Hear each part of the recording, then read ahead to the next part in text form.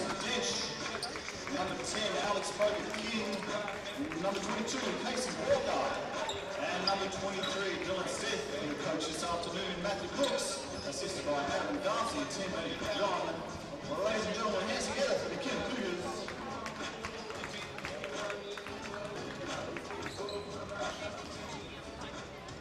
Alright, and let's get behind your home team. The Waverley Falcons starting with number 2, Paul McCoy.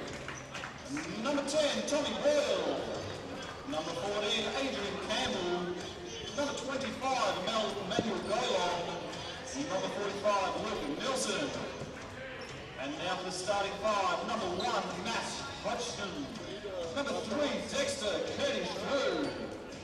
Number 5, Sadal Correct. Number 9, Ivan Platnick. And number 13, Chris Alcal. Coach this afternoon, Mike Wood, assisted by Ellie Poliana from Daniel Adino, team manager Anthony O'Neill. Ladies and gentlemen, your way to Falcons. And let's not forget the referees of this match, Jason Kelly and Dean McCarthy. I'd now like to ask you to please be outstanding for the national anthem.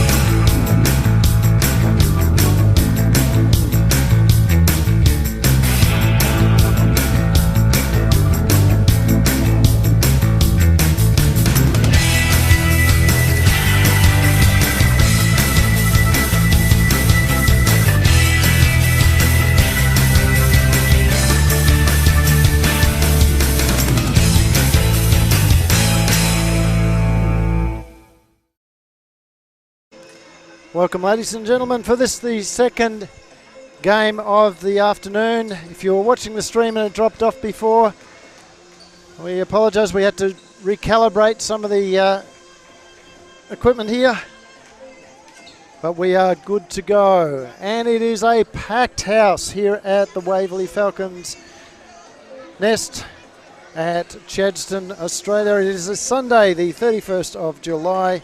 We are looking at quite an important game for McKinnon. Less so for Waverley, Liam, because Waverley got a very good win last night, which consolidated for them, consolidated to second position. They can't drop out of second spot. They will get the break next week. It's always a good thing to have when you're sitting that high on the ladder and get the feeling that you know that you're safe where you are. Nothing that today can happen. Regardless, you still want to win the game, go and have good form the whole way through, but whenever it does happen, you do want to take advantage of feeling comfortable like that. That's right. So Waverley sitting on 17-4, one game ahead of Ringwood, who smashed last night. They absolutely smashed. So they're 16-6. Sorry. This game important for if we go back to the ladder again. This game very, very important for McKinnon, because coming up behind them is Hume City on 12-9. The same number of points as, same results as McKinnon. So McKinnon needs this win. But then we also think Hume City currently is going to be playing Eltham in about half an hour's time. That's going to be another massive game that will impact McKinnon's chances. It will indeed. I would suggest to you that unfortunately, well, Eltham's been running into form. Eltham sitting on 13-8 at the moment, have been running into form. They've won the last 6 or 7, I think it is. The streak actually is 12. 12, is it? Apparently. Oh, okay. Well, that's what it says on here on the website, as we see Chris Arkell taking the first shot of the game, missing the three-point attempt. Ben Ayres brings it back down the other end. As the shots there missed. And the ball goes in. After a few attempts there. That was Alex Bogart-King. So immediately this is a much, those of you who are watching the previous game. As we see Dexter Curtis-Drew missing his first shot of the game. The now official Wildcat, we were privy to, as Axel Dench comes out and drops 2 points. 2 points. As his toe was just on the line. Oh, both players held strong there with that screen. Yeah, we were privy to the information that that Dexter had a contract with the Wildcats, but as Platnick receiving the ball from the big man Matt Hodgson gets his first points on the ball, and it's an offensive foul. Bogart-King going straight into Platnick. Platnick, great position there, just outside the no-charge zone. And that was, and he was stationary. The thing that we saw with Michaela Miller didn't manage to get. So with Dexter Curtis-Drew now signed with Perth.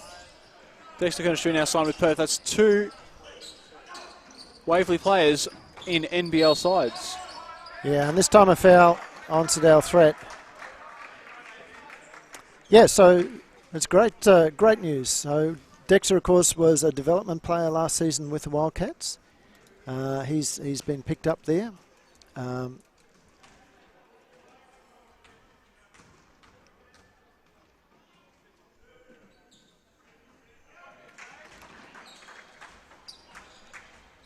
As well as our own Matt Hodgson, is he still under contract with Adelaide? Yes, he's just been over to Adelaide on Thursday and setting up his accommodation for the season.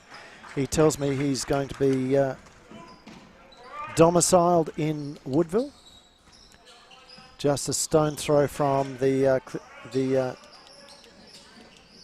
Adelaide Arena. I always forget what what it's called. It's been the Dome, the Power Dome, the Clipsal Dome, the Powerhouse. Oh, what a pass to Matty Hodgson from Ivan Platnick. That's a great way to get a couple of points on the board. 4-6. McKinnon always matches up well on the Falcons. The last game at McKinnon as Casey Walker gets fouled there from Matt Hodgson as he puts the 2 points in. Yeah, they match up well. They really do.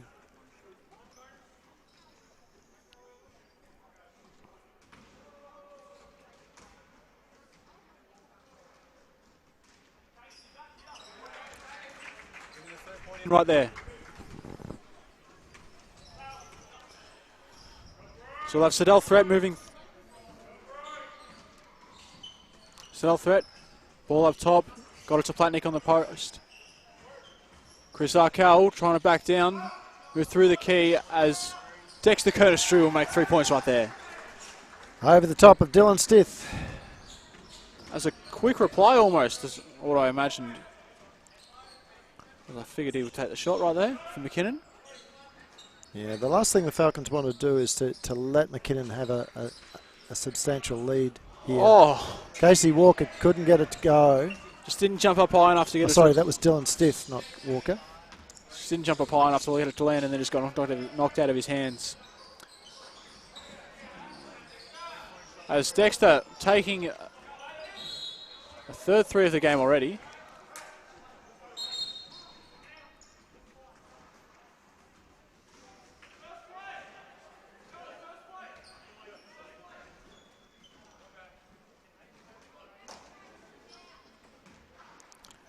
So McKinnon to bring you back through the hands of Sam Eyre.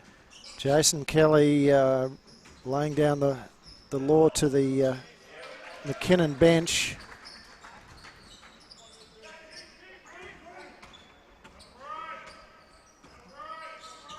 A few comments coming from the bench that he didn't appreciate. One of the more experienced refs in the Big V squad. Also on the WNBL and NBL panel, I believe. As Chris Arkell drops two. Falcons stay within that 2 point range. Can you imagine that's how it's going to be for a little while? Oh, unlucky there for This Ivan. time, yeah. The foul this time, he wasn't straight enough that particular time. And that'll send Bogart King to the line.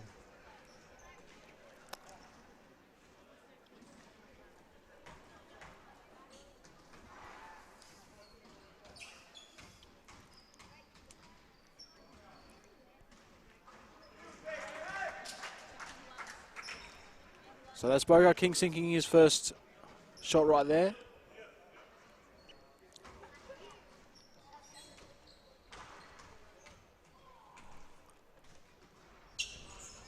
Lead now at 4. With Siddell bringing it back. Controlling it for Waverley. Knowing it's no need to rush. Hodgson trying to get position in the post. Gets some. Gets doubled. He's got no room to work with there.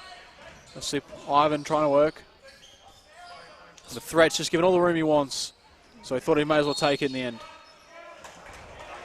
Oh, and the continuation called. Great work there from the big man and Matty Hodgson after that 3 point attempt from Siddell Threat came off the back of the ring.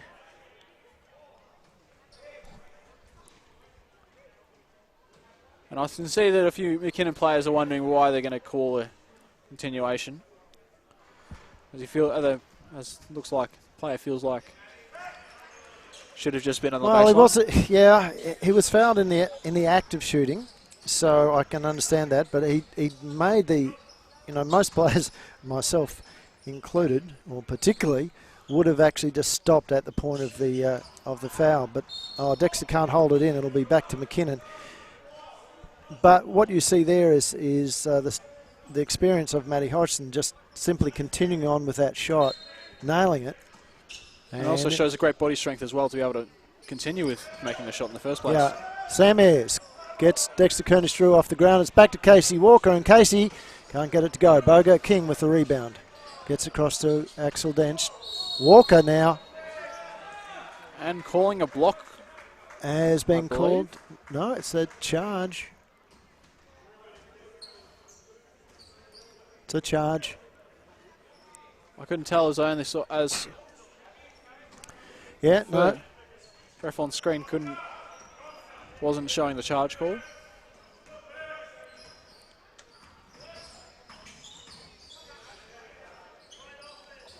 Oh, nice that's a great work. pass. Great vision there from Kel. He was open for the shot wasn't that too. Platnick shooting? Oh, or Platnick had the ball? Yeah, could have been. Sorry. That's what I was about to say. I wouldn't have been phased if to let him take the shot if he was going to take it. Oh, There's Sheet. and He couldn't hold it. he can't make it. Now, of course, what is interesting here is that that Ivan is in fact coaching this season for McKinnon in their junior squads. So, there's a good steal. Sam Ayres comes out. As Platnick looks like he's going to save it. So Marley, if you're watching, g'day to you.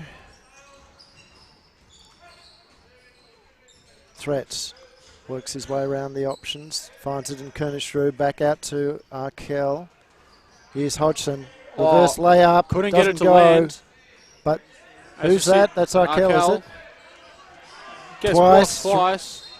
And now there's a... Oh, it's a foul on Sam Ayres. No. Just called out of court. Caught out of court. Okay. All right. Well, that's a better result. I'm happier with that.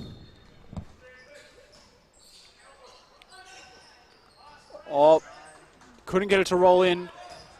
There's a good rebound there from Bogart King. Moving down. I believe that was Casey. Yeah, Casey Walker scoring 2 points there. And that was just a complete defensive lap from the Falcons. Hodgson's been getting the ball a lot already, but he hasn't been able to finish himself.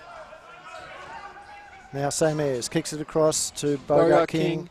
And a little finger roll from Bogart King. Sees McKinnon out to a 3-point lead.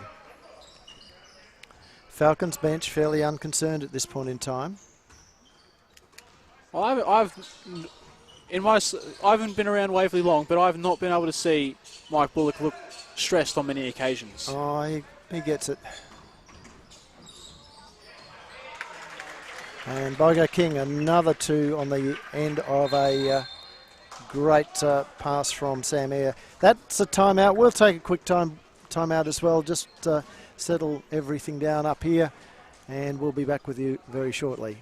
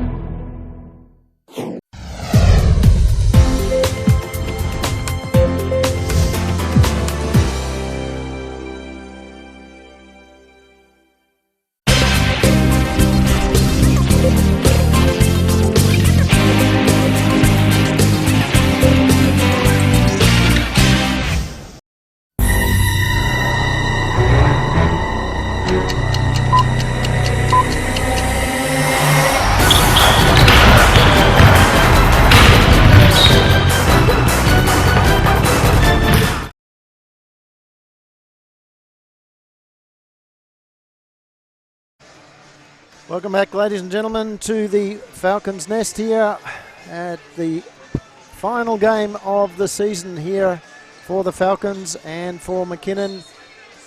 McKinnon up by 5 points, 19-14, with, well,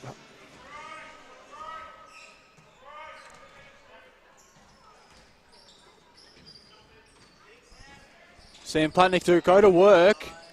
Couldn't get it to drop in as Hodgson tries as well.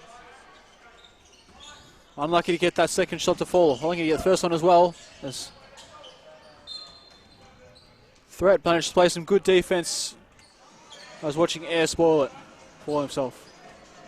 There we go. We're back online. We're just having a few connectivity issues at the moment as well. We'll work on those over the break for you. We apologise if you're getting a bit of buffering there. As Sadal Threat scores 2 very easy points for himself right there. So it's back within 3-point game. Bogart King not tall enough for that pass from, I think it was Axel Dench, wasn't it? But, either that or Sam Ayres. Took my eye off the player at that point in time. And we are back in play with Arkell pulling up. Making 3. And there it is, tied game.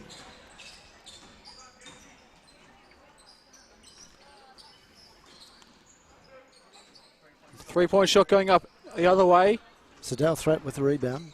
That was Stith taking the shot, but missing. Is Sadal Threat Senior in the audience at the moment. And it's a great crowd here. It is almost capacity. This the final game before finals.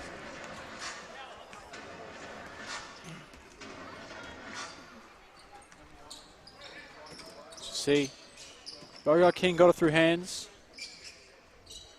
Platnick, but Platnick read well.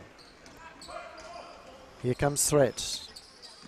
It's got Kernish and Platnick on the outside. Oh, tunnel ball finds its way through to Matt Hodgson. That's a little bit of magic right there. Oh, that.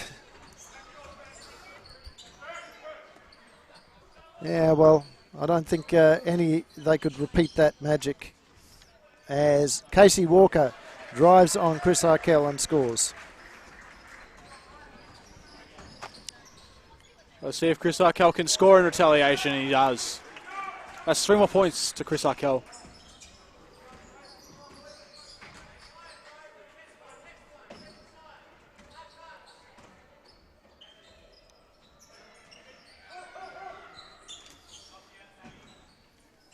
Shot from the corner.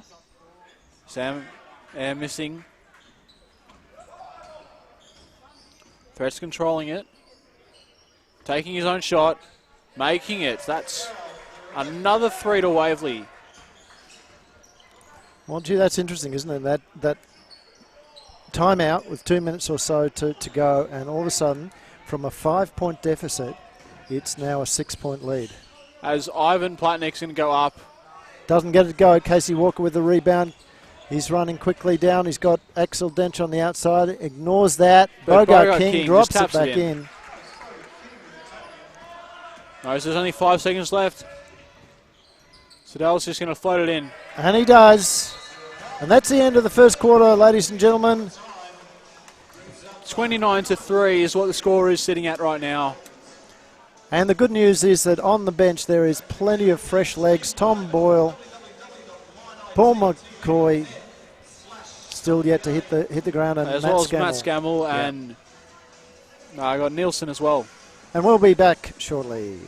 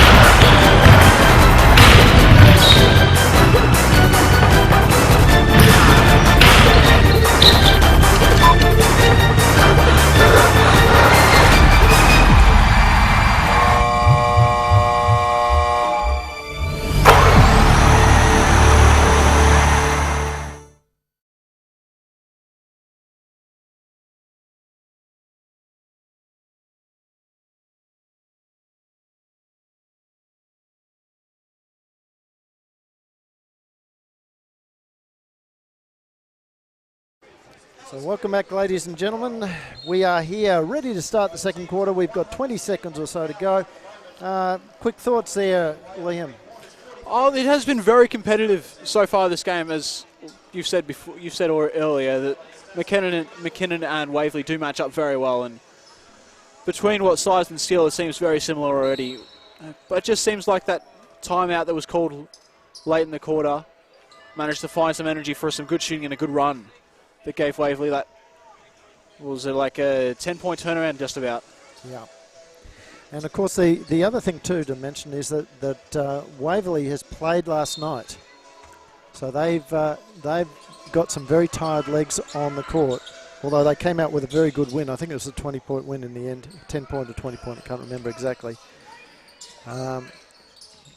So they do have some tired legs as Paul McCoy couldn't get it to go.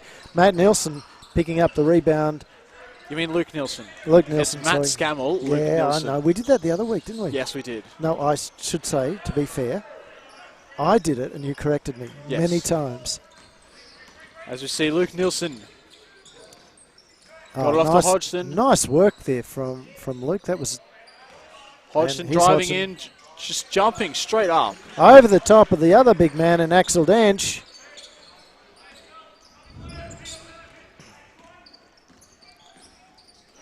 There's been a little bit of discussion online about Alex Merich, who's signed with the Sydney Kings, about he doesn't have any vertical leap at the moment. That just... Yeah, and what we're seeing there is stuff. I'll let you go for a moment. I'm going to just go and see what's working. Oh, there we go. Having some technical difficulties with my mic apparently. So we see Ivan Platnick got 2 points just there, but got fouled as well. So see him try and go for the line for one more point.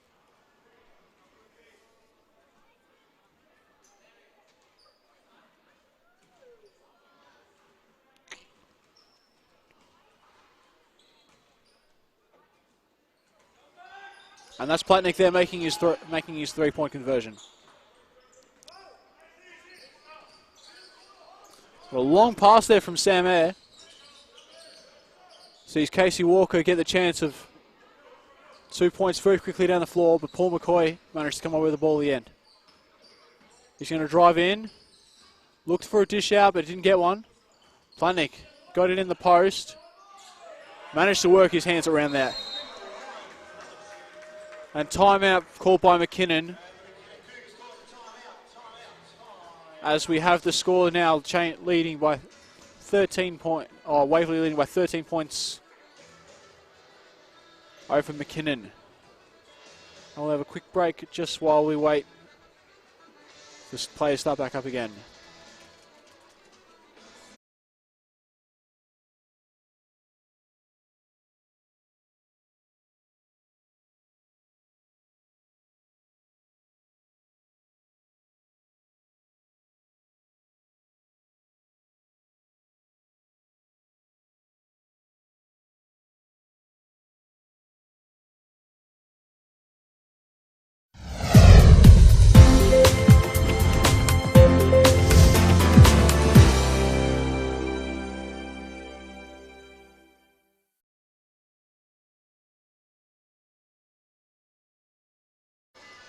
All right, so we come back into the action after that timeout call by McKinnon.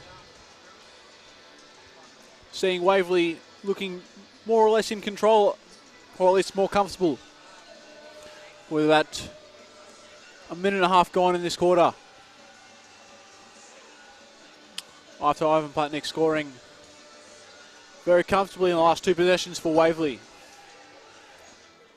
And here we'll see Sam Eyre being the one to control the ball for him, start off with.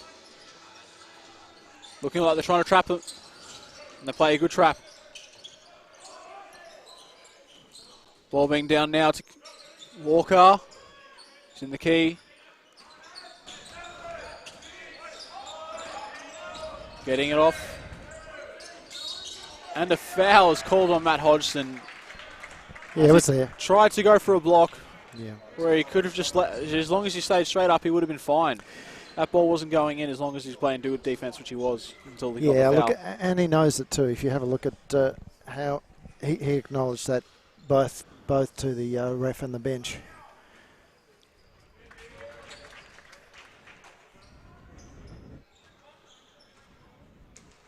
So Neil Miller.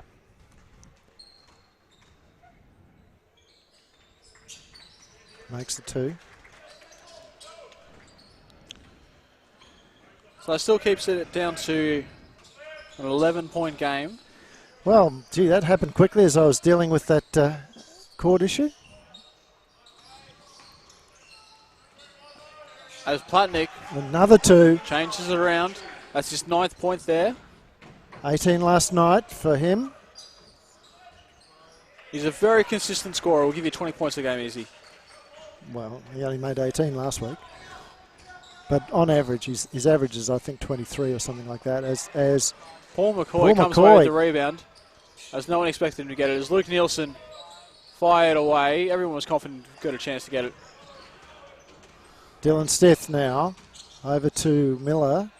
And Sam Eyre. Sam Eyre is going to be the one to finish it off. We'll be down to 9 points now.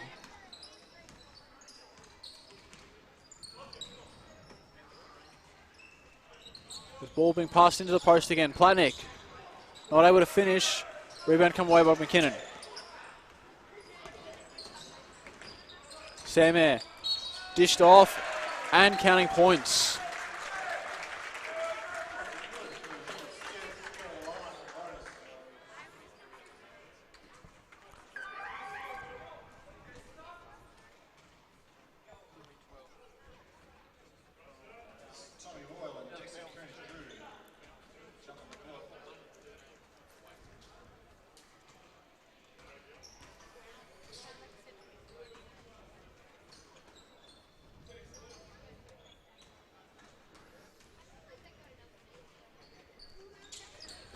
So the missed 3-point conversion chance there from Stith.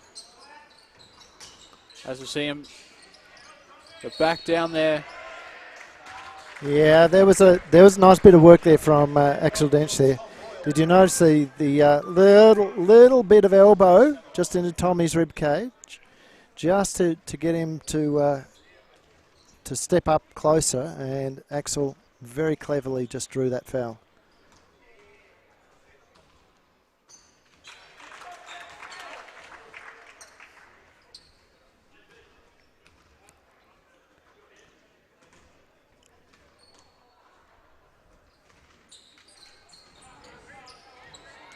Miss on that last one.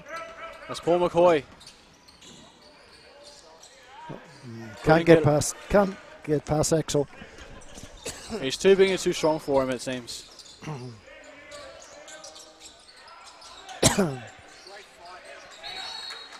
And great work there from Tommy Boyle as he bustled with Neil Mueller.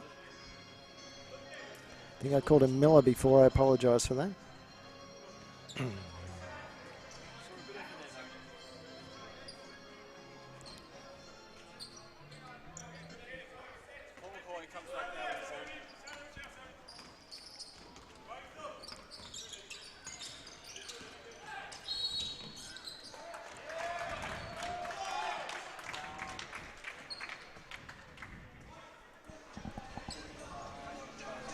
So there we have a foul called on, who was that, Tommy Boyle maybe? I missed that, but we'll, excuse me, we'll figure that out shortly.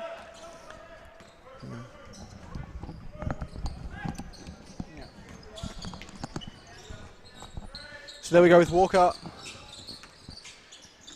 He's working on Nielsen. Shot goes up. Missed there for McKinnon. Nielsen comes away with the ball. Still a 6-point game. So Waverley's got... Platnick's got it in the post. He's trying to work some magic and he gets 2 more points.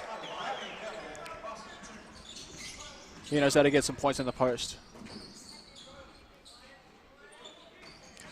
Good work for it there from Tom Boyle, but Mueller over the top again. Sorry, no, it's Bogart King. No, that was... No, I'll try again.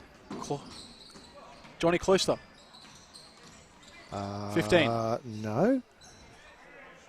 Johnny Closter is not. No, Bogart King is 15. You're right. You're right the first time.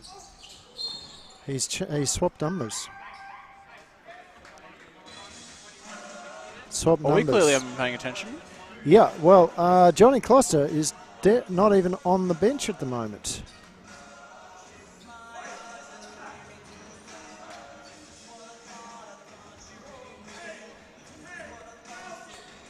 Johnny, of course, ex-Waverley Falcon. Oh, yeah, Johnny is on the bench. Sorry, he's in civvies. So he's obviously injured. As we see Tommy Boyle call for an offensive foul. Yeah, fair enough. Fair enough.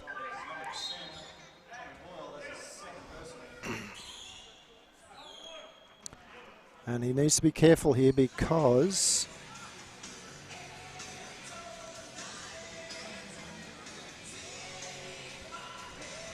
the refs will be very, very quick to tech him if he's not.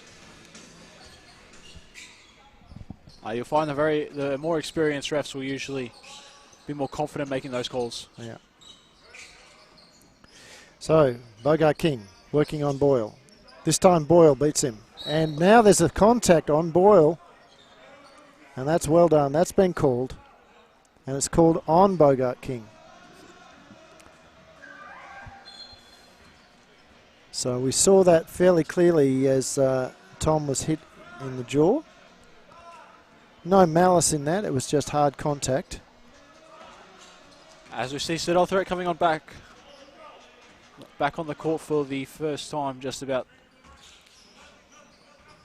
since the start of the second. Matt Hodgson going to work. Ah, nice work. Left hand that time over the top of Axel Dench. That's been the thing that is impressive about Matt. He's able to score right hand or left hand on those hook shots. That's what you need to be taught as a big man, to be able to work on both sides. Sam Ayres taking a three, missing off the edge. Platnick could have just let it go. Oh, Tommy Boyle, sorry. Could have let it go. Yeah, it'd be a bit difficult for Platnick to let it go. He's on the bench. There's Hodgson. Matt Hodgson. Reverse layup doesn't go, but Falcons come away with it courtesy of Dexter Kernish-Drew. It's back to Threat. Now Drew pulls in and he's been fouled on the drive. And it is number 12, Neil Mueller this time.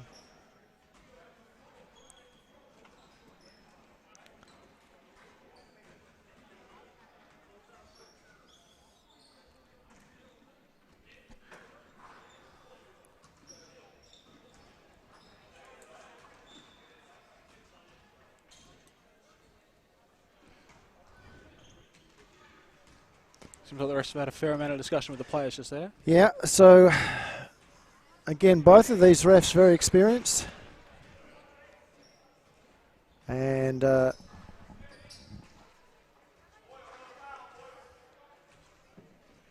just reminding the guys just to keep their opinions to themselves upon the call. Yeah, that's probably about it. As Sam Ayres and the other ref have a bit of a chat and a grin. That's what we like to see, is these games being played hard but in good spirits. As you see the ball dish off there to Mueller. Axel Dench, great reverse layup from under the basket, behind the basket.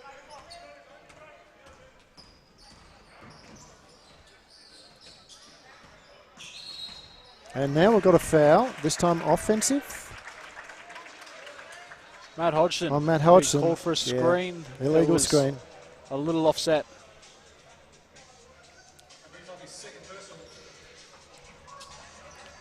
So the Falcons in the bonus now.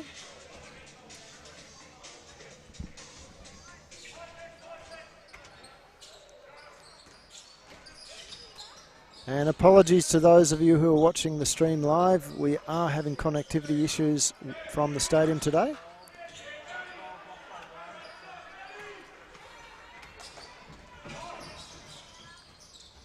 As we see Chris Arkell dishing it to Hodgson. Hodgson either getting fouled or just lost possession there with a fumble. And now the ball's gone off Sadal Threat's foot. But it has slowed things down.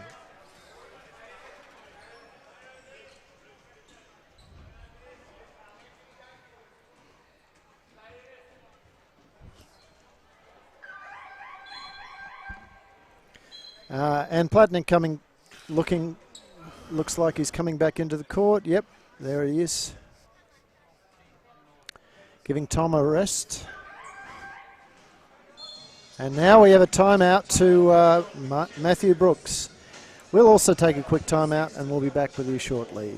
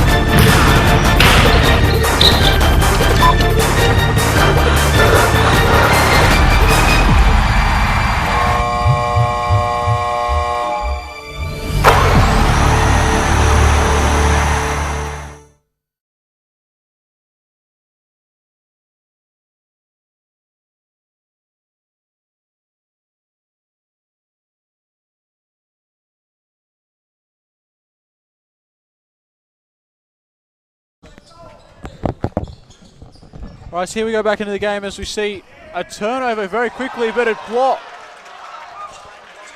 McKinnon turned the ball over very quickly. Waverley thought they had an easy 2 points there, but came off as a great block. It was just on the replay just there.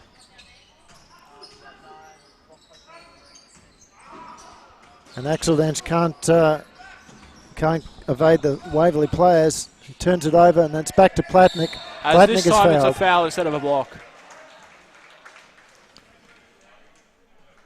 And ladies and gentlemen, we are still working on our connectivity issues with you. We will hopefully get that happening for you very shortly.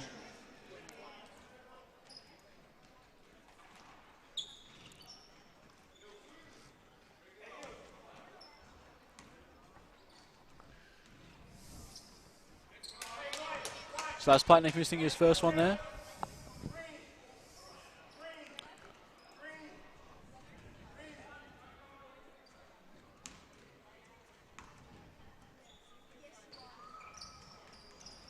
And his second as well, but kept in. Very well done by there, Chris Arkell.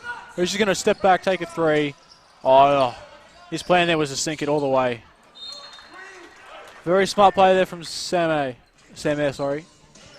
I believe it was. Can't see the number too clearly from here. Yes, it was Sam Air.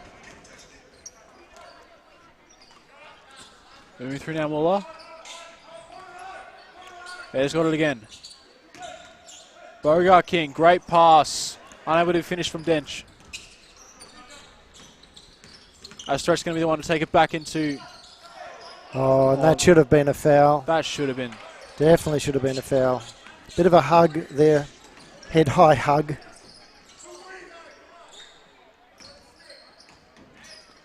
Call wasn't made though, so he's Dench.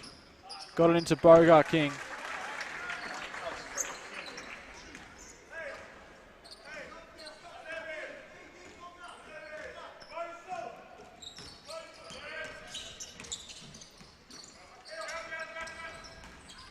Dexter Kerner-Strew. Drived in, but pulled up. In and out. Casey Walker with, no, it's Dylan Stith, sorry, with the rebound. Gets it to Bogart King, and this time there's a real obvious charge. Good call there.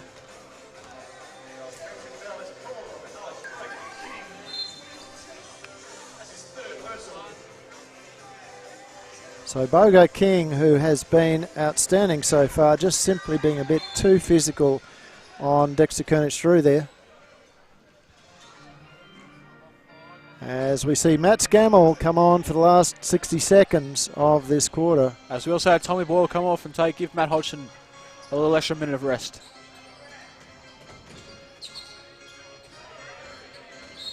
And Scammell has been fouled by Sam Ayres. That looks like it will be the 5th team foul. It is, in fact. So both teams in the bonus at this point in time. And again, at half-time, ladies and gentlemen, those of you who are watching online, we will restart our stream for you and hopefully solve the connectivity issues that we've got.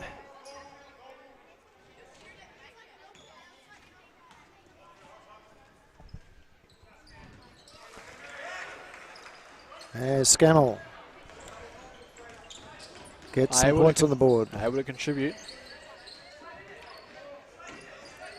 I see the ball now through Moore. He's going to try and drive in the whole way. And he drops it. He's been good since coming on. What's he up to? That'll be 6 points. 6 points, yeah. And he's much more than a 6-point impact on the game, though.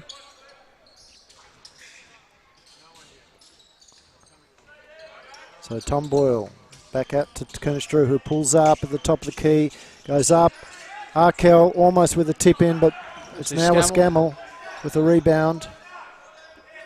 So he's come on, he's had a foul on him, he's got a rebound, he's scored. That Scammell has done well. Turnover just there from Dexter Kernish-Drew. And now Casey Walker. And we can raffle that foul. It's going to be on Kernish-Drew, I believe. Yep.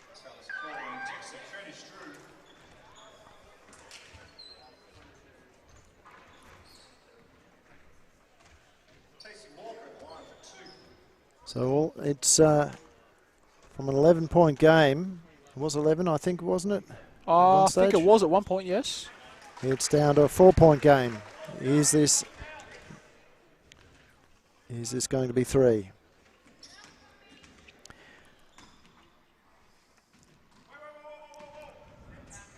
And it is a 3-point game. So that gives us at half-time 45-25. We will be back in 6 or 7 minutes to bring you the next half.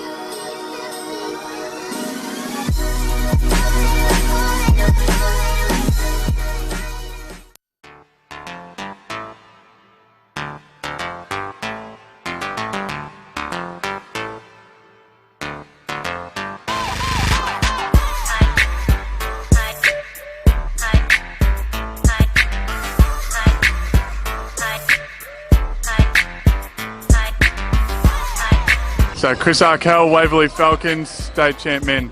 Talia Higgs, Waverley State Champ Women. Paul McCoy, Waverley Falcons, state champions.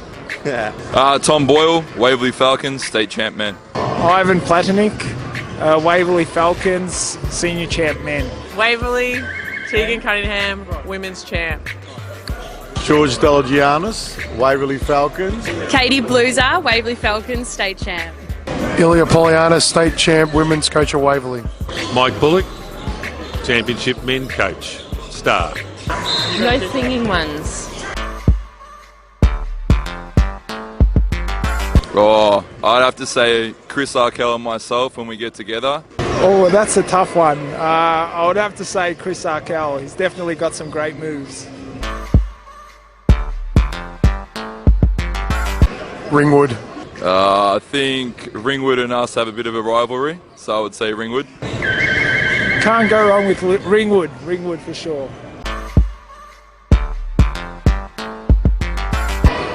Tegan Cunningham. I'd say Tegan. I would have to say Ivan Platnik.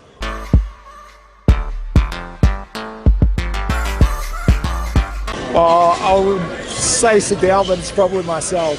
Let's say it would be Sammy. Shelby or Elise. My go-to party trick is to grab a drink and sit down. Shots. Party trick. The turn and chuck.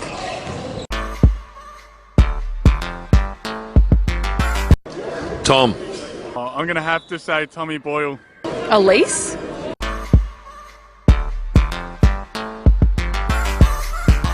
Well, actually, it's not a player. It's Ilya Polianis, our coach in the women's. Ilya? Can I count him in? Katie.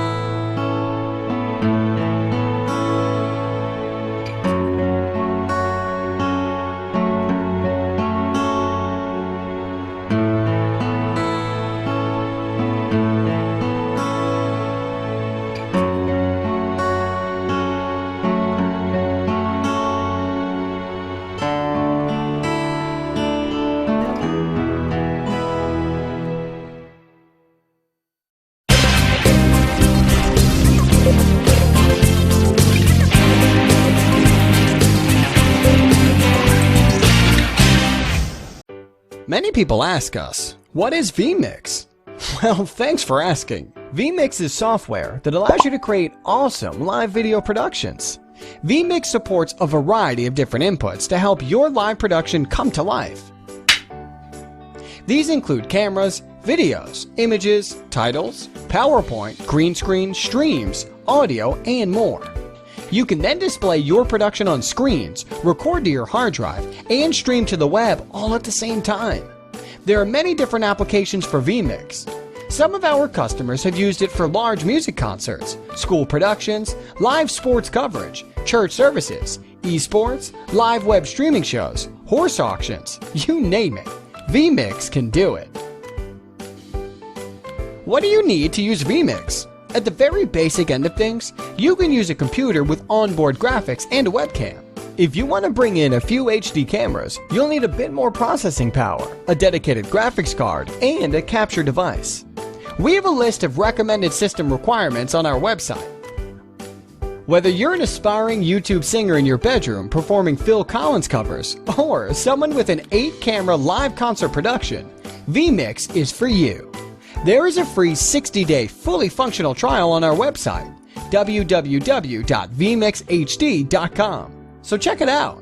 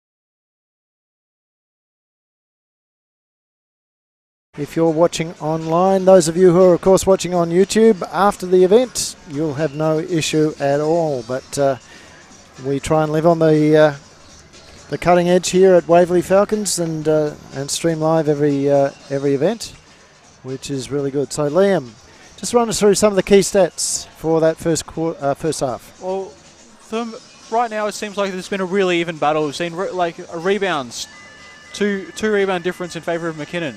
1 assist difference in favour of McKinnon again. Steals, two difference. Turnovers, little different again, but favouring Waverley was this 12-7. But percentage-wise, McKinnon again is leading very heavily in that area, even though Waverley is still ahead. But they've taken a lot more shots, Waverley. They've taken 46-33 shots, shooting just below 40%, compared to McKinnon's just below 50%. And they've also shot 4 from outside as well. McKinnon's had 5 attempts from the 3-point territory. They've nailed none of them. So if the McKinnon sharpshooters can get busy there, I think the Falcons will be in with a bit of a challenge. Well, we're just about ready to go, as we can see the McKinnon squad there on the bench. Matthew Brooks giving them the last instructions. Falcons are already out on the floor.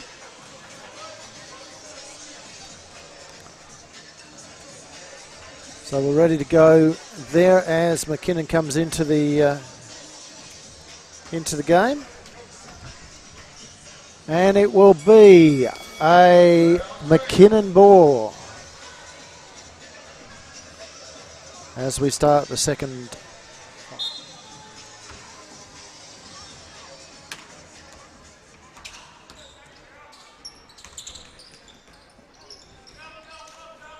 So it's McKinnon starting this second half with a turnover, as Ivan Platnick just reached out and grabbed the ball out of the air, almost as if Sam Ayer couldn't think that Ivan Platnick would reach it. Kernich through, nearly being dispossessed by Dylan Stiff. Hodgson trying to set a solid screen. As a missed shot. Drops back to Platnick. Platnick goes up, can't get it to go. It's Bogart King with the rebound. Doesn't help that Dexter Kernich who was just in that spot, and already Bogart ran back King. for defense, as now it's a 1-point game. Coast to coast. Gee, he's been good this game. Bogart King? Yeah. He's on his 18th point now. Certainly has, but it's really the influence on the game that he's had. He has just been hard at just about everything. We saw before where he nailed Platnick, perhaps a little bit too hard at times. But gee, very good. And the shot's back out.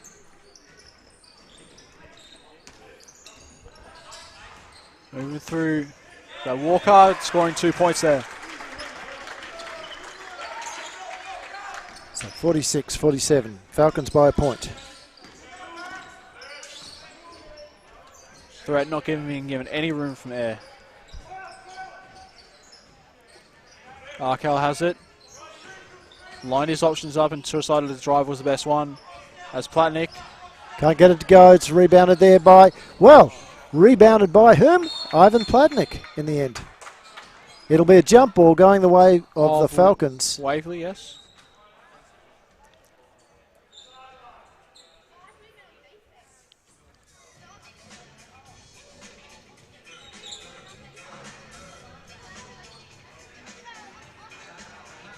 And they've just checked the floor. Everything is good. So we're back to play. As you see, Threat getting it to Dexter on the high post. He tosses it right up, and that should be a McKinnon ball, as Matt Hodgson just punched it 10 feet in the air. Seeing the ball through move now. Stith. Bogart King. At the top of the key. Shot goes up from Casey Walker, doesn't drop this time. Threat with a rebound. Threat got it off quickly to Platnick. Platnick not able to finish. And as I think Arkell's going to be called for it over the back.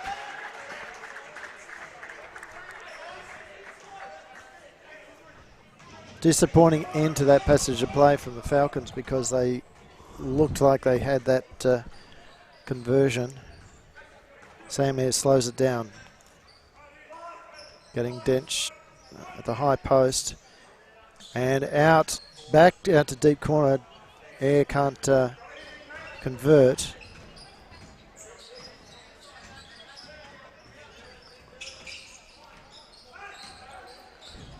Oh. Siddell is just wide open. He's debating whether he should take it or not, but he's got to take it every time away. Why not? You know, everybody left him alone.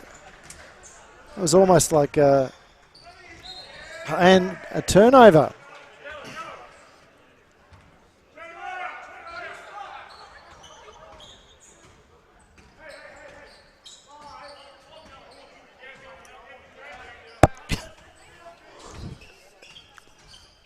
Siddell again along with the ball, but they're not giving the space this time as Hodgson.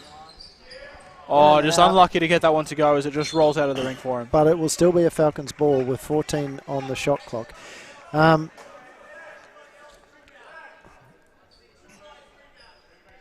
Siddell Threat barking out the orders. He's very much an on-court coach. And there's been the foul on the three-pointers. So Dylan Stith coming out a little bit too aggressively there on Dexter Kernish-Drew. We'll send him to the line.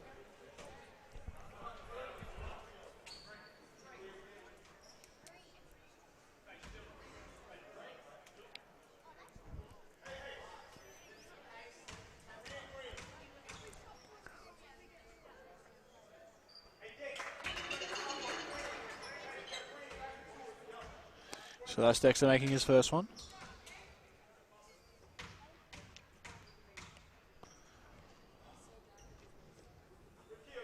Second one. I was in anticipation waiting for the rebound there. No, there's one more shot left after it was a three-point foul on a three-point shot. And we've got it there. So Falcons out to a little bit of a lead now. And Matty Hodgson has fouled from behind.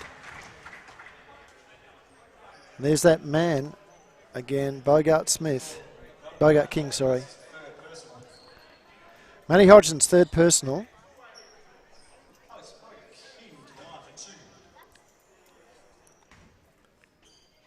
So Bogart King doing a fantastic job. He's what, 18 points? 6 rebounds. Yep. And as I said, he's just brought intensity and energy to this McKinnon. Well, if I'm not wrong, the last time I remember seeing him was at the BigV All-Star Origin game. Yes, he was there along with Blake Gallatley, who is on the bench for the Cougars, and Chris Arkell from Waverley. As well as Mike Bullock, coaching the Metro side. Yeah, and Bogart King was on the country side, wasn't he? I believe he was. Yep. Which was the winning side for the men. Mm-hmm. A good, fun game there. You can pick that up on YouTube. As Siddell picks up what should have been a couple of fouls.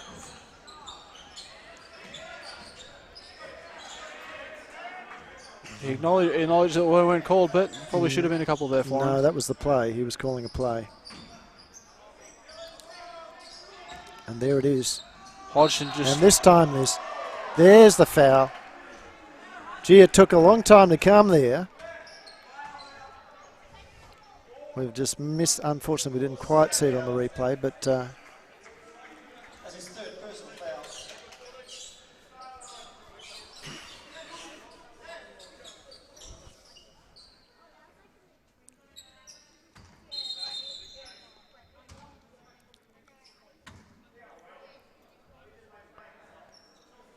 So again, the two big men in Hodgson and Dench really getting a little bit physical with each other. Both setting hard screens. As we see Arkell tried to use one. Platnick from the elbow. And Hodgson. Unable to get anything to drop there, but Arkell may be the one to drop it. No, Hodgson. Another rebound to Hodgson, and he he's scores. fouled and scores at the same time. And he's pumped on that one. All that hard work that he went through there to get the to get it.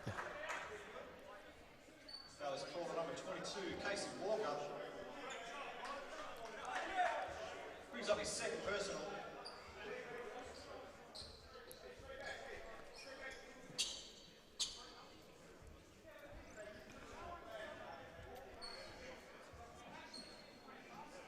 And some of the McKinnon spectators in this, as I said, almost full house, being asked to move down the court.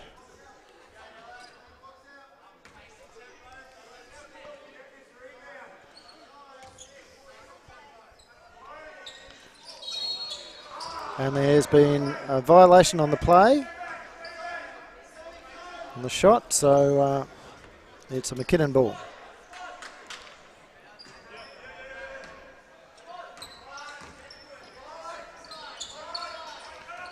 So ball on top with Axel. Through the hands. Beauregard King's trying to set a screen. And the block from Matty Hodgson on Dylan Stith.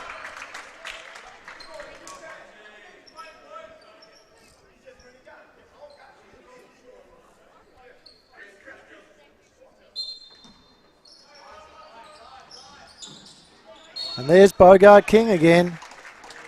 This time, it's Chris Arkell, yeah, with the foul. Only his second. Both teams, 3 fouls each.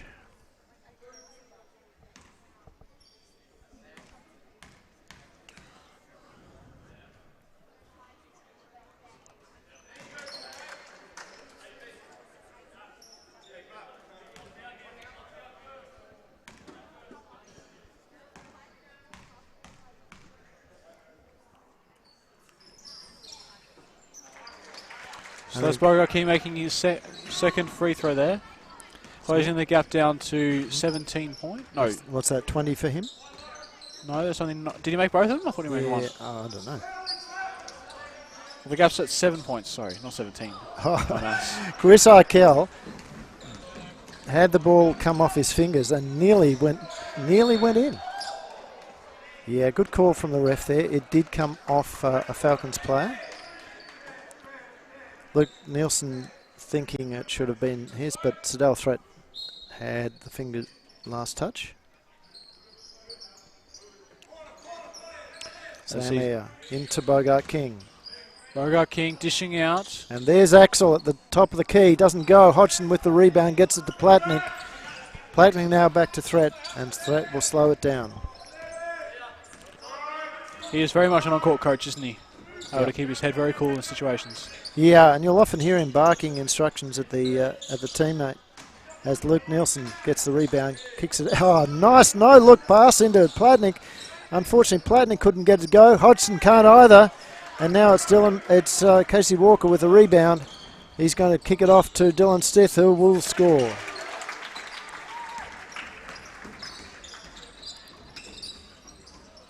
Gap now down to only 5 points. As Sedell drives in. Couldn't get it to land. And Hodgson, the little tap back in, also missed that too, as Dylan Stith misses that. Arkell with the rebound, gets it back out. He's been knocked out. Has been knocked down behind play. And Matty Hodgson called for the travel just before the contact, very hard contact from Axel Dench. It is a timeout.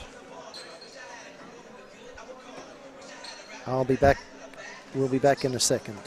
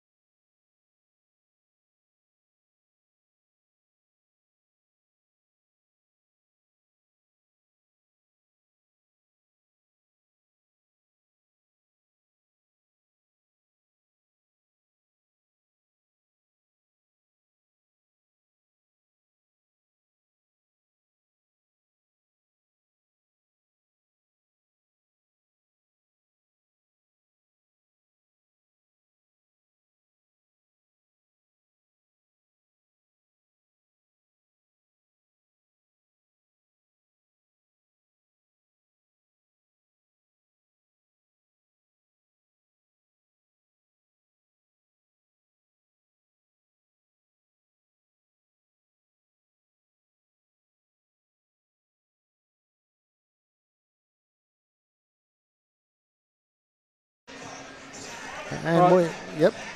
Well, here we go back in after the timeout called by Waverley. McKinnon will take possession after it's now a 5-point lead to the Falcons after what was a double-digit lead not too long ago in the game. McKinnon have been able to stay strong and competitive the whole way through.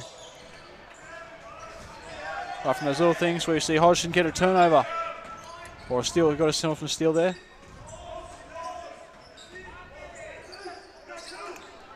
Arkell over to Platnick.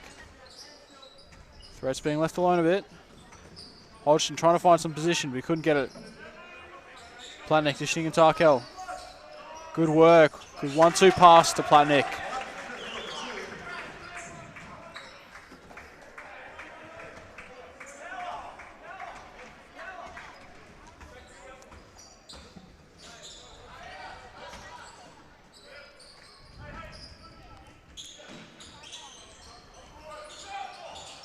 Nice work there from McKinnon. And again, it was that man, Neil Mueller.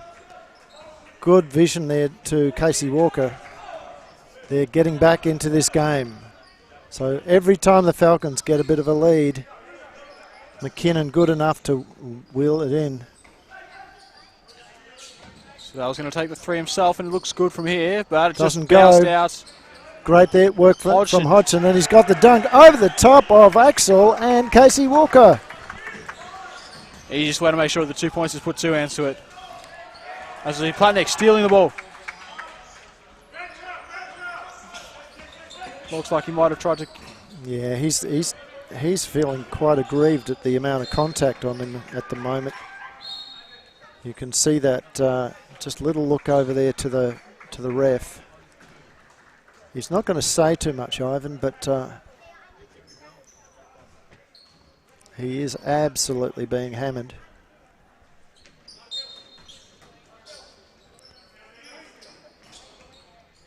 Oh, nice work there from Matt Hodgson. Doesn't go. Dylan Stith holding Luke Nielsen out. Not allowing to get that rebound. And Shadell, not too concerned about that, has given away a foul. Fourth team foul on the Falcons. Still 2 minutes left to go in this third quarter. And again, it looks like our connectivity issues continue.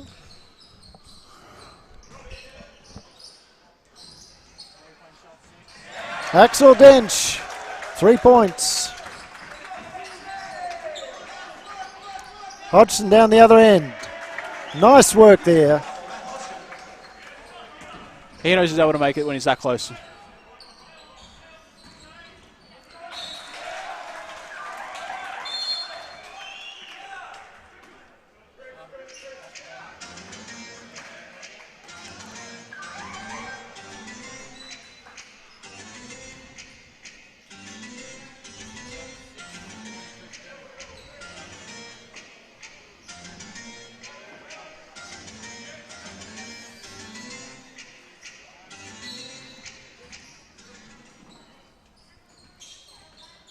So we have the ball coming back through play after those substitutions through the hands of Muller.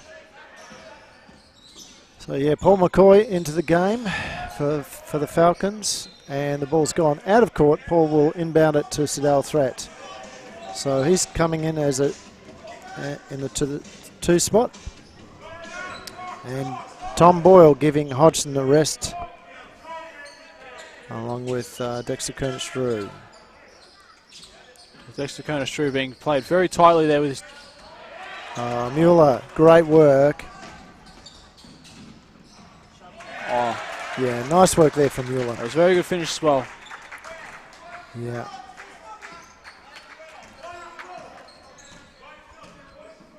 It's back to a 4-point game.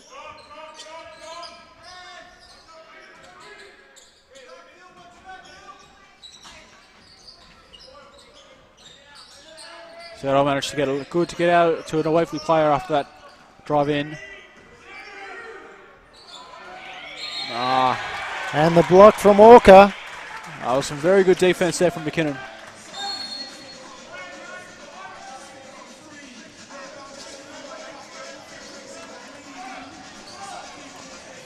4-point game. Perhaps 2 possessions here in this third quarter. Casey Walker comes off the screen, pulls up. This time his shot is over the top. Tom Boyle with the rebound, gets it to Threat.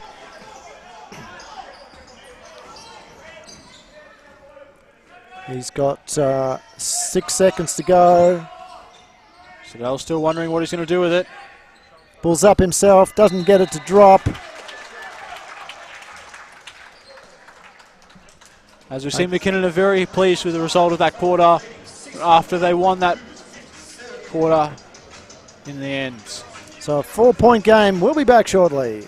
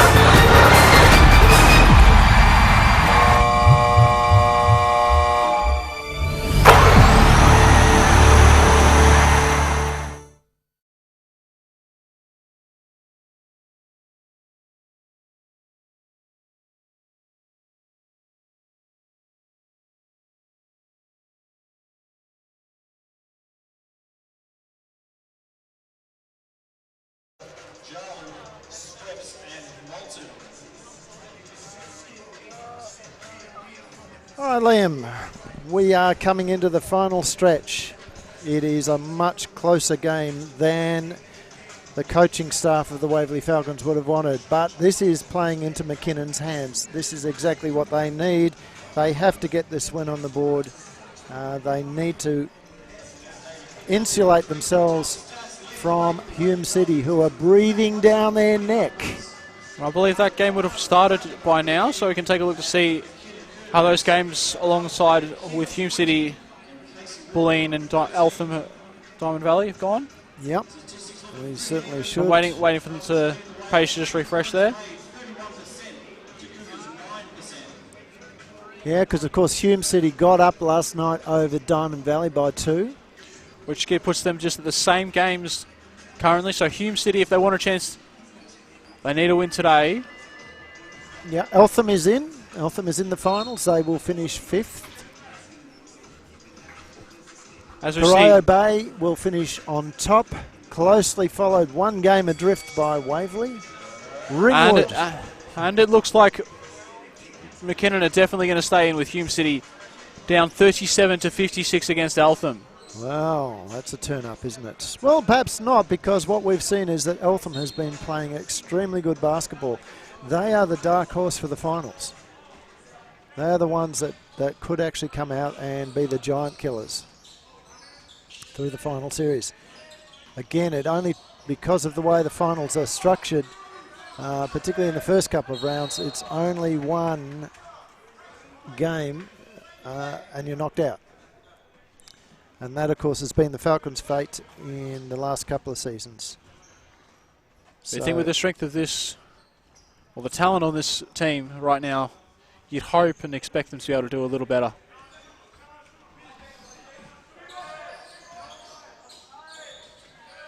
You see the 3-point shot go up and get missed. Tom Boyle with a rebound. Well, this is interesting. Coach Mike Bullock resting Matty Hodgson and Siddell Threat, and instead going as Dexter Kernish-Drew is blocked by Mueller, and then Mueller has fouled Platnick. So we have got running point, we've got Paul McCoy with Kernish-Drew in the 2 spot. That's actually a spot he played a lot at college. He, of course, went over to Washington State. Having won the Rising Star Award in Big V when he was playing in the Youth League, and averaging over 30 points per game at that point in time. But getting to to the US, particularly into his second year, he actually had to play a very different role in the teams, and he was much more of a two-man, even a point guard at times, and his job was really as a defensive stopper. So he didn't pick up, particularly in the last few years of college, didn't pick up a huge number of baskets each year, each game, but rather was tasked with the job of stopping the key scorer on the opposition. So Stith picking up the foul, gets his third. Ivan makes that basket.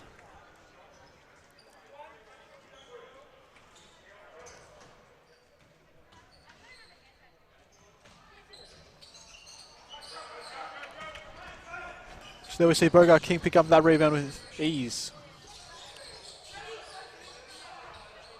As the ball's held on through Sam Air. Walker. Dished off from the shot up. And in there. 4. It's a one-point game. That was through Dylan Stith. It's Paul McCoy. It's the one controlling the ball right now. Platnick back to McCoy. Dished out very quickly. And a turnover.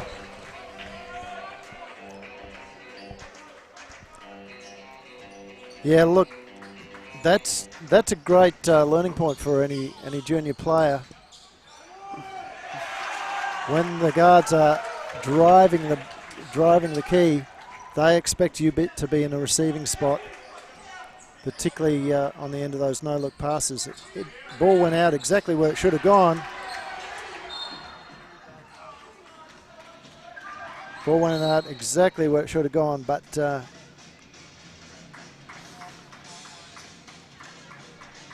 mix-up between the two Falcons players meant that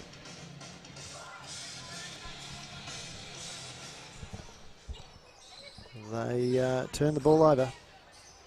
Bogart King there missing his shot. It's only about his Platnick second gets miss. to It's Paul McCoy. McCoy running all the way down. And he's been fouled, so he'll go for a three-point play. That'll be on Casey Walker, his fourth.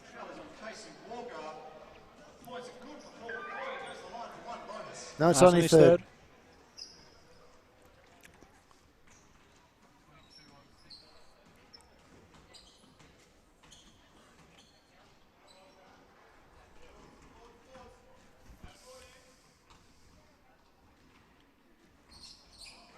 Oh, misses that. Gee, Paul is normally such a good free throw shooter. We say is Sam Air. Rush down Bogart King. Back out to Air. Air had time to get that shot up. Instead gave it to Dylan Stith. His shot short. So 1 point game. 7 minutes to go. Oh, Dexter Kernish was just very confident with his shot there. Matt Hodgson. And he rolls it in. He was feeling very confident with that right there. But now Muller's going to be the one to drive it in. Doesn't go. Rebounded there by Platnick. It's back to McCoy. McCoy has been offensive foul. Well, yep. Yep, I think I'd agree with that, just looking at the vision of it. So, second personal on McCoy. It's the first team foul on the Falcons. McKinnon, 3 fouls already. I guess Falcons would be hoping to draw a couple of other quick fouls. Just give themselves a bit of a breather here.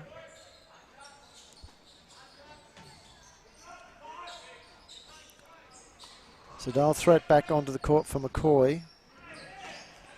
And as now Bogart King gets stripped. Stripped going up for the shot there. Platnick not in a good position, so he dished it off. Arkell nails Arkell. it. And now we have a timeout. Suddenly it's out to a 6-point game. Well done, says the coaches. Well, the Falcons coaches anyway, as we saw on court. We'll be back ever so shortly.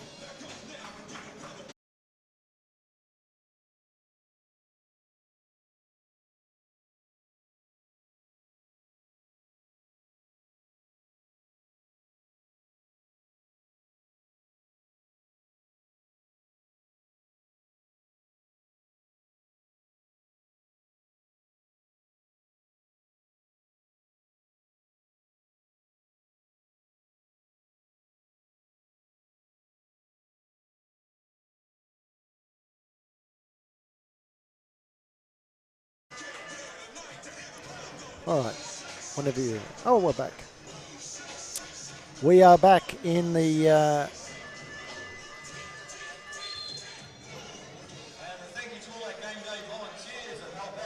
we are finishing this game off in style. It is a tight game. It is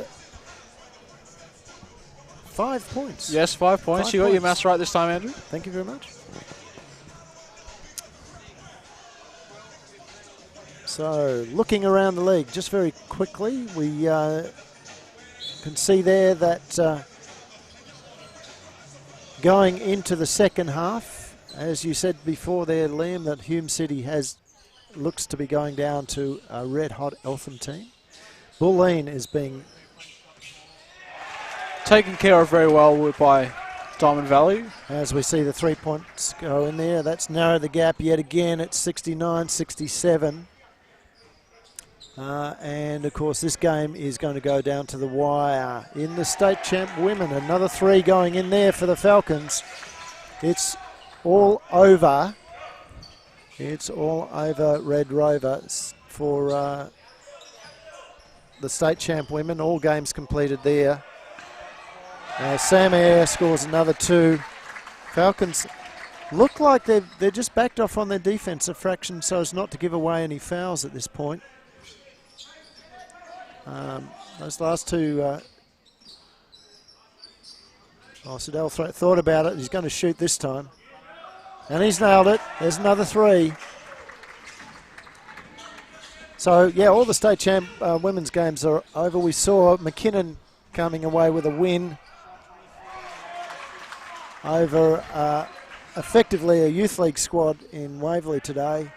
Warrandyte has got up by 4 points over Diamond Valley. Hume City actually absolutely handled Eltham by 41 points. Huge win there. And Southern Penn go down by 9 to Knox. And that So was the game we were trying to watch to see how the ladder would play out for the state champ women. We certainly were. So 77-71 here. As we see McKinnon try and get another couple of points on the board. Axel Dench helps Chris Arkell to another rebound.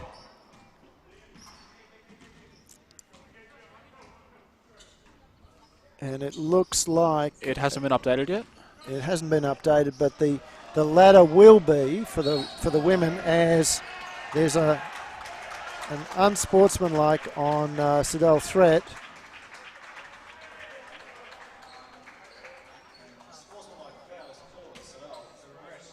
Again, we didn't quite catch that in the replay, unfortunately, but that's all right. The ladder for the women look like it's going to be Hume City on top. Knox now cementing second spot over the top of Ringwood, who will play Bulleen in the first next week in an elimination final. Southern Penn with one game now ahead of Waverley. We'll stay. Interestingly, if Waverley had won that, they would have had head-to-head. And would they have won head-to-head? They would have gone head-to-head against Southern Penn, and it would have been a home game here. So, so if the coaches think about that, I think maybe that we should have had a home game. Maybe picking Kate Oliver for the side would have been a better choice. You know, just. But always, again, looking back on hindsight is a beautiful thing. Won't change what happened. And the foul there on Hodgson, yep. Drawn into that by Axel Dench.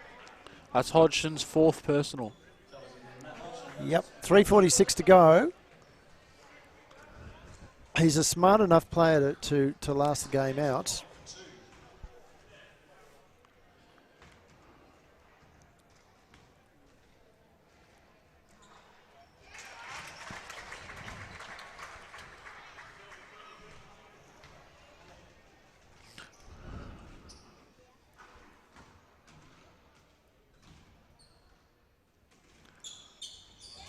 And that's Axel Dench. And again, we're just getting the court sweepers into the action there. Under 14s. I think it's the 14-4s? Sixes. Sixes today. Again, we appreciate over the course of the season the support of all of the junior teams and the various volunteers that we've had, including our great camera crew. Jaira, Michelle, Yara, our technical director Hugh, Liam, yourself on commentary and various other duties around the place. Appreciate that as Axel Dench nails another 3, and that's put them up.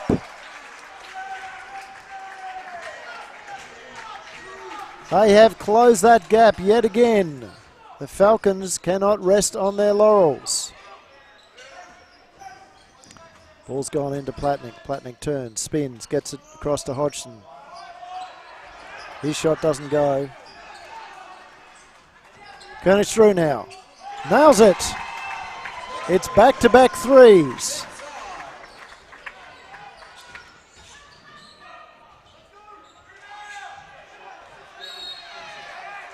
Now there's a foul. Who's this on?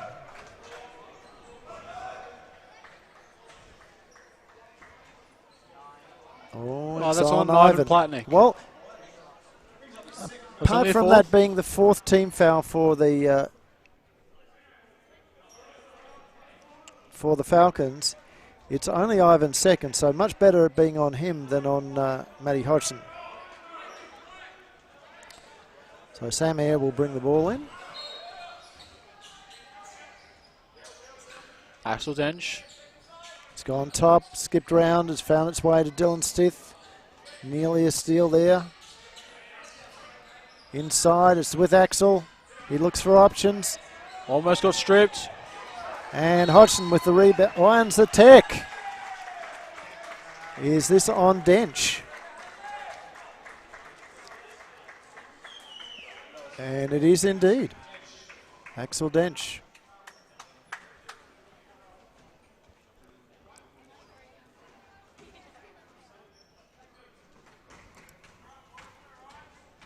So Dexter at the line. Oh, he can't convert. Falcons hold a slender 2-point lead. It is 2 minutes to go. Next weekend on Saturday night, for those who are interested, there will be a triple header, and there's a travel there on Ivan.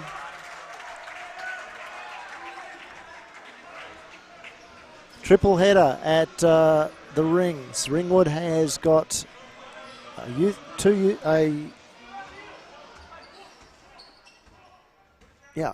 league game, champ women's game, and champ men's game, all at the Rings. So it's a triple. And again, that'll be Saturday night. So a huge night if you're in Melbourne and you want to go along and see a good game, a few games of basketball. It will be rocking at the Rings. Somehow, the Falcons escape that last bit of play.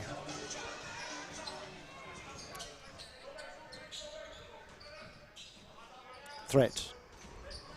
Good screen by Matty Hodgson. Can't get it past. Oh, now there's a foul. Well, I didn't think he was getting it past Dench, but just a simple little pass over the top to Hodgson, and Hodgson now goes to the line. It is the That's 15th foul on the McKinnon Cougars. I believe that's why he went to the foul line, otherwise. I think they were going to call baseline originally. But yes, 2 shots to him.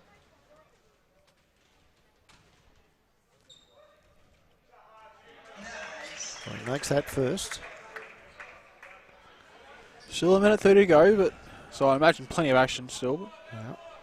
So Falcons want to stay out of foul trouble.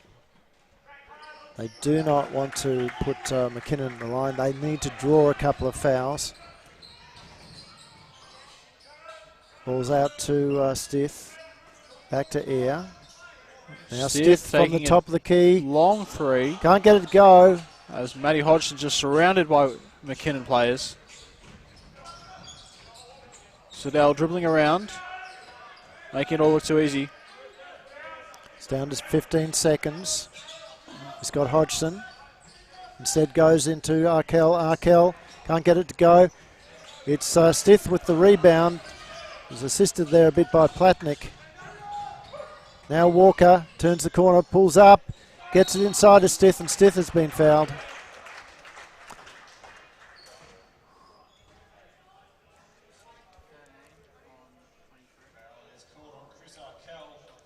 His third. Chris Arkell's third.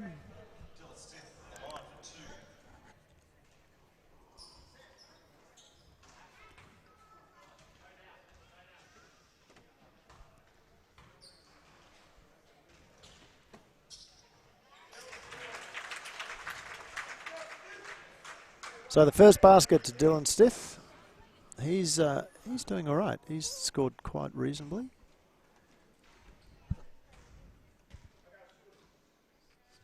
So he's on 13 points now. Points, yeah.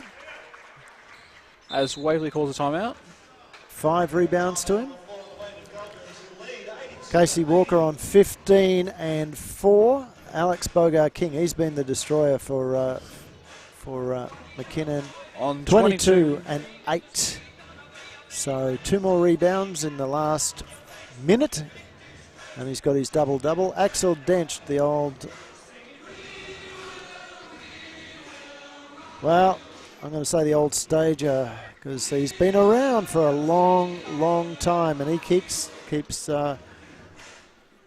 So it gives I suppose it just shows you that there is no reason to retire if you're still enjoying what you do and you're producing the goods. So he's doing a great job there. On 13 and 6 for the Falcons. We see Matt Hodgson there shooting 50% of his shots on 25 points. 25 and 12, so he's got his double-double. He's also had 3 blocks for the game. Yep, Ivan 17 and 7. A little down on his numbers. Chris Arkell 13 and 8. Siddell Threats 13 and 6 rebounds, 5 assists. And Dexter Kerner-Strew 11 points and 3 rebounds, 2 assists. Still no blocks also to add his name. I'll try to talk about the bench if I could, but there's only about 3 points between the lot of them. Yeah, they haven't played. Oh no, they've played a reasonable amount of time. I mean, there's 30 minutes. 30 minutes between the 4 players, which is reasonable. Yeah, as Hodgson takes it out to 27 points for his personal total, and an 84-80 lead to the Falcons. Going in the last 30 seconds. Bogart-King going up. Can't get it to go over the top of Ivan Platnick, who got the block in there. I don't know whether he'll be credited with it, but he should have been. And Sam Eyre has been fouled. And Siddell Thread is saying, why isn't that intentional? That probably should have been an unsportsmanlike. But anyway, it's because he was dragged to the ground.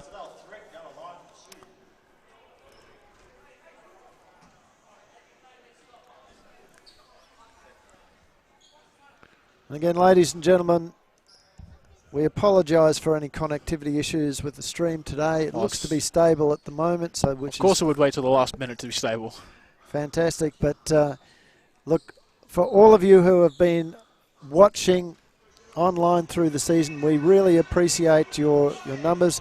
We've had record crowds in the stadium this season. We've had record viewers online. We've had record views of the games on YouTube. We do appreciate all of that, and we hope that you'll be back with us for the final series where we can bring those games to you, and for next season as well. As Threat can't add to the Falcons' total. It is still a doable task there for the McKinnon Cougars. And now, Hodgson. There should be a foul in this. It's going to be a jump ball going the way of the Falcons. I think both teams are disappointed by that call. Like, Matt Hodgson's going to be pleased because there's going to be Waverley's possession still. Well, I was actually watching the action rather than the monitors. I don't know who fell out of court first, but I think Jason Kelly, the ref, was saying both players fell out holding the ball. And so it's a timeout to the Waverley Falcons with 24 seconds to go.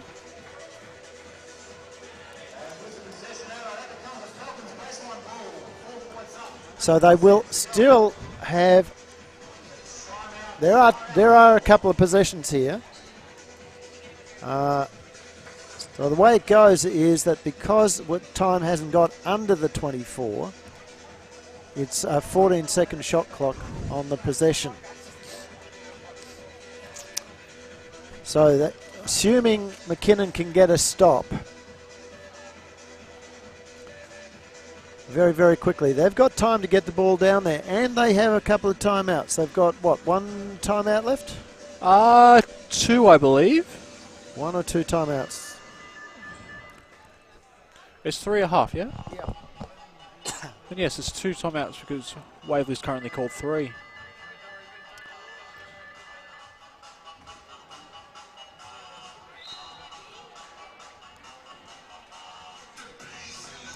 So if McKinnon can get possession, they can get a break, a timeout.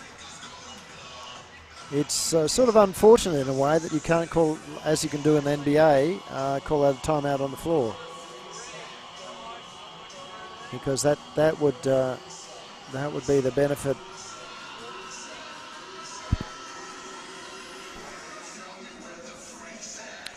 So Falcons do one of two things here. They score quickly, or try and hold it up for as long as they can, and hope that McKinnon don't do much with it.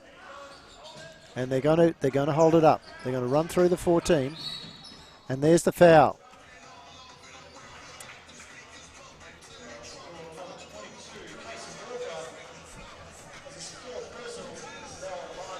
So Casey Walker called for that, his fourth.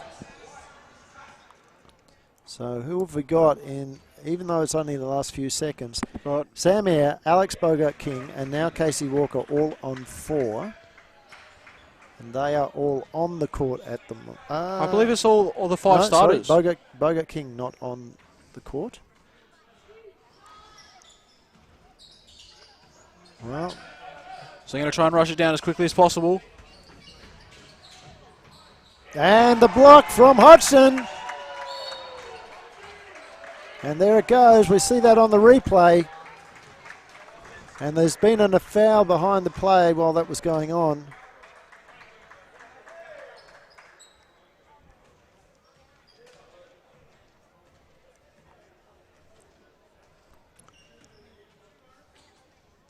And that looks to be, I think, on Dench. As Kernish Drew can't deal with that. We are now down to the final 10 seconds of play. It looks to be potentially a 6-point game. Yes, 6 at the moment. And there's the final timeout. So it's 2 3-pointers to tie it up, to make it an overtime game. It is not within the bounds of impossibility. Just still within the realm of unlikelihood. Yes, and tomorrow we'll all go see the Big Friendly Giant as well. No. Yeah.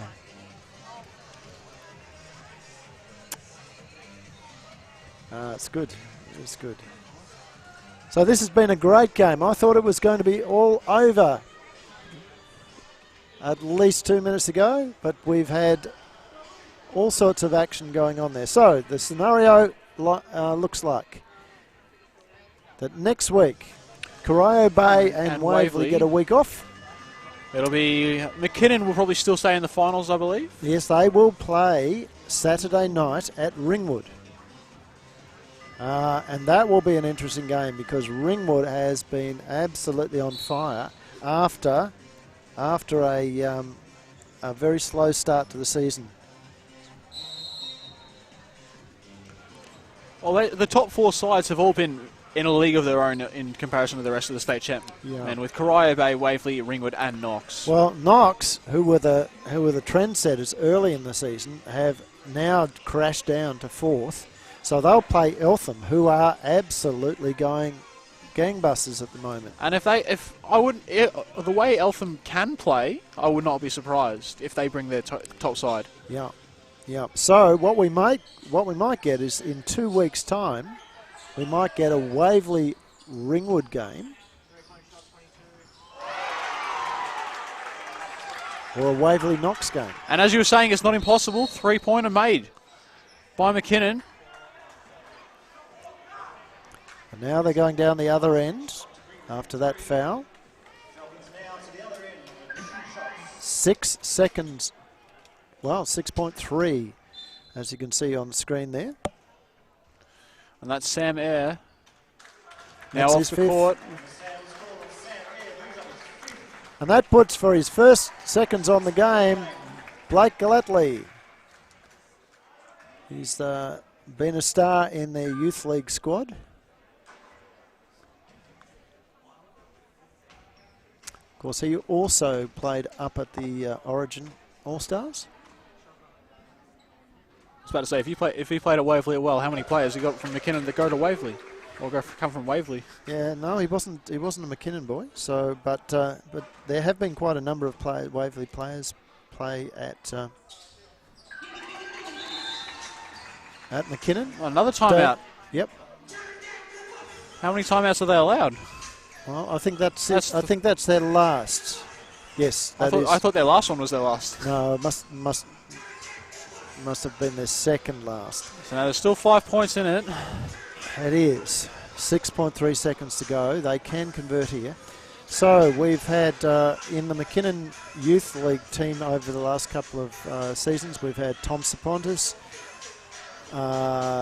Diane Costa. Bosco didn't play. I think he may have played 1 year of juniors here at Waverley, but he played mainly out at Casey or Pakenham. I can't remember which one. Young Mr. Cowan, Hayden Cowan, played for them as well.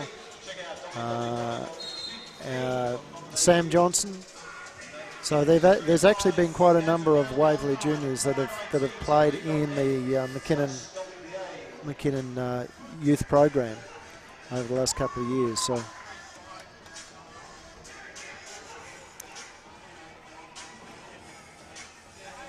And to their credit, McKinnon is a great basketball club in terms of generating a family atmosphere, inclusivity, and so on. So they do an absolutely fantastic job of promoting things. Their pink out weekends are great. As Casey Walker can't get it to drop, rebounded by Dexter Kernstra, and that'll be the game there. That's it. Fantastic game, ladies and gentlemen. We hope you've enjoyed it. We hope that you've been able to see it on the stream if you've been watching live. Again, we apologise for any connectivity issues that we've had. These things happen. We will try and deal with that for next season, come up with a better solution. And we're ready to go. We'll see you at the finals.